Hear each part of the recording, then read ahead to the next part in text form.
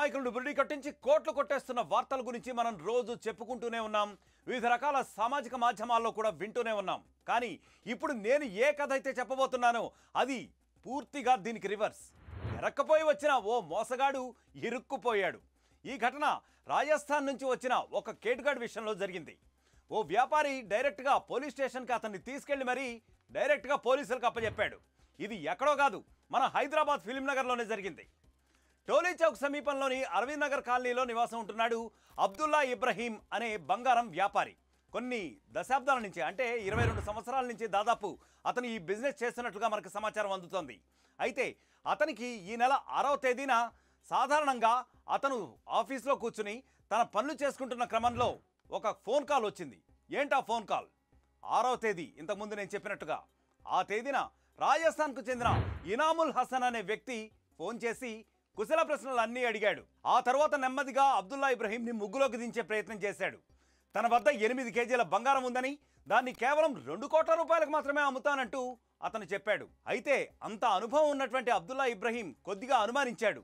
దాదాపు 6 కోట్ల విలువ చేసే బంగారాన్ని కేవలం 2 కోట్ల రూపాయలకే ఎలా ఇస్తారు అన్న అనుమానం ఇబ్రహీంకు కలిగింది. ఇదంతా ఫ్రాడ్ అయి ఉంటుందని అతను ముందే భావించాడు, బాగా ఆలోచించాడు. వెంటనే ఇబ్రహీం తన వద్ద డబ్బు లేదని, తనకు ఫోన్ చేయొద్దని ఖచ్చితంగా నిఖార్సుగా అతనితో చెప్పడం జరిగింది. అయితే ఇంతకుముందు నేను చెప్పినట్టుగా ఫోన్ చేసిన అతను మామూలు వ్యక్తి కాదు, స్వచ్ఛమైన వ్యక్తి కాదు, మరెవరై ఉంటారు?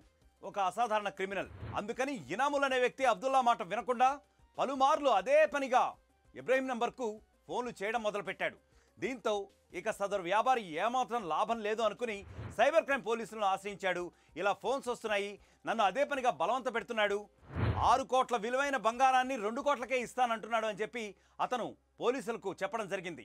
ఆ కేటుగాడిని ఎలాగైనా పట్టుకోవాలని ఇంకా వ్యాపారితో కలిసి ప్లాన్ చేశారు పోలీసులు కూడా. అయితే పోలీసులు ఏవైతే ఇన్స్ట్రక్షన్ ఇచ్చారో అవన్నీ కూడా పక్కాగా అమలు చేశాడు వ్యాపారి అబ్దుల్లా ఇబ్రహీం. ఇదే క్రమంలో గురువారం రాత్రి మరోసారి ఇనాముల్ ఫోన్ చేశాడు. తాను హైదరాబాద్కు వచ్చేశానని, తన వద్ద 1 కేజీ బంగారు కడ్డీలు ఉన్నాయని కూడా చెప్పాడు. సగం ధరకే వాటిని ఇచ్చేస్తానంటూ కూడా నమ్మబలికాడు. దీంతో అతన్ని ఎలాగైనా పోలీసులకు పట్టించాలని నిర్ణయించుకున్న అబ్దుల్లా ఇబ్రహీం అతడితో ఇక చక్కగా మర్యాదపూర్వకంగా మాట్లాడుతూ బేరసారాలు మొదలెట్టాడు. తాను నాణ్యత పరీక్ష చేసిన తర్వాతే కొంటానంటూ ఒక చిన్న తిరకాసు మెలిక పెట్టాడు. ఇక అటు మోసగాడు కూడా ముందుగా తనకు 15 లక్షలు చూపించాలని, బంగారం పరీక్షించిన తర్వాతే డబ్బు ఇవ్వాలని, అయితే దీని నిమిత్తం నీకు వీడియో కాల్ చేస్తున్నాను, ఆ వీడియో కాల్లో ఫస్ట్ నాకు అమౌంట్ చూపించు, ఆ తర్వాతే నేను నీకు వచ్చి ఆ బంగారు బిస్కెట్లు లేదా కడ్డీలు ఇస్తానని చెప్పి కూడా అతను అటువైపు నుంచి డిమాండ్ చేయడం జరిగింది. సో ఎంతైనా నేరగాడు కదా, అందుకు వ్యాపారి కూడా సరే అన్నాడు. దీంతో గురువారం రాత్రి 2 బంగారం బిస్కెట్లు తీసుకొచ్చాడు ఇనాముల్.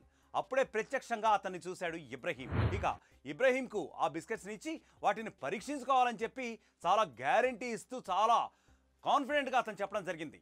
అప్పటికే కొంత డబ్బును తనతో తీసుకెళ్లాడు ఇబ్రహీం కూడా. ఆఫీస్లో అయితే సీసీ కెమెరాలు ఉంటాయి కదా, అందుకని మనం మా ఇంటికి వెళ్ళి చెక్ చేసుకుందామని నమ్మించాడు. అతన్ని కారు ఎక్కమన్నాడు. సరే, ఇద్దరు కారెక్కారు. అలా వెళ్తూ వెళ్తూ కుశల ప్రశ్నలన్నీ మాట్లాడుకున్నారు. ఏ మాత్రం కూడా ఇతను పోలీసులకి పట్టిస్తాను అనే అనుమానం సదరు మోసగాడికి రాకుండా ఇబ్రహీం మేనేజ్ చేశాడు. మధ్యలో టీ తాగారు, అంతా అయింది, బాగానే ఉంది. ఇంటికి వెళ్ళారు. ఇనాములు కారులో ఎక్కించుకుని ఇక అక్కడి నుంచి కూడా బయలుదేరడం జరిగింది. ఇక ఇంటి దగ్గర నుంచి కూడా బయలుదేరి కాస్త బయటికి వెళ్ళి మాట్లాడుకుందాం అని చెప్పి అతన్ని బయటికి తీసుకురావడం జరిగింది. అమాయకుడిని మోసం చేశాను అన్న ఆనందంలో ఉన్నాడు సదరు ఇనాముల్ హసన్ అనే వ్యక్తి, ఎవరైతే రాజస్థాన్ నుంచి ఇతన్ని పనివేళ మోసం చేయడానికి వచ్చాడు. ఇంకంతే, ఇనాముల్కు ఒక్కసారిగా షాక్ ఇచ్చాడు ఇబ్రహీం. కారు నేరుగా ఫిలిం నగర్ పోలీస్ స్టేషన్కు తీసుకెళ్లాడు. ఇక ఎప్పుడైతే పోలీస్ స్టేషన్ ముందు ఇబ్రహీం కారు ఆపాడో దాంతో ఇనాముల్కు సీన్ మొత్తం అర్థమైపోయింది. ఎందుకంటే ఇతను చేయబోయే మోసాన్ని పసిగట్టాడని అప్పటికే ఆ విషయాన్ని రియలైజ్ అయ్యాడు, తెలుసుకున్నాడు.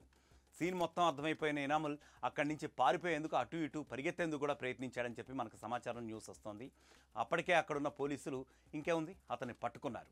ఇనాముల్ తీసుకొచ్చిన గోల్డ్ బిస్కెట్లు నకిలీవని తేల్చారు. ఎందుకంటే ఫర్దర్ పరీక్షలు కూడా జరిగాయి, అవన్నీ కూడా ప్యూర్ ఫేక్ అని చెప్పి తేలింది. నకిలీ బంగారంతో అమాయకుల నుంచి అందిన కాడికి దోచుకుని ఉడాయించే క్రమంలో గురువారం ఉదయమే ఇనాముల్ రాజస్థాన్ నుంచి వచ్చినట్లు కూడా పోలీసులు తమదైన స్టైల్లో విచారిస్తారు కదా, ఆ విచారణలో తేలింది. నిందితుడిపై పలు సెక్షన్ల కింద కేసు నమోదు చేసి ఇంకేముంది అతన్ని రిమాండ్కి తరలించారు. ఇలా అత్యాశకు పోయి మోసపోకుండా ఎంతో చాకచక్యంగా వ్యవహరించి కేటుగాన్ని పట్టించిన వ్యాపారి అబ్దుల్లా ఇబ్రహీంను కూడా ఫిలింనగర్ పోలీసులు అభినందించారు. చూసారా, ఎప్పుడూ కూడా అత్యాశకు పోయి ఇటువంటి అనర్థాలు మీరు కూడా కొని తెచ్చుకోకండి. ప్రపంచంలో ఏ మూల ఏ క్షణం ఏం జరుగుతుందో వేగంగా తెలుసుకోవడానికి తొలి వెలుగు వాట్సాప్ ఛానల్ని ఫాలో చేయండి.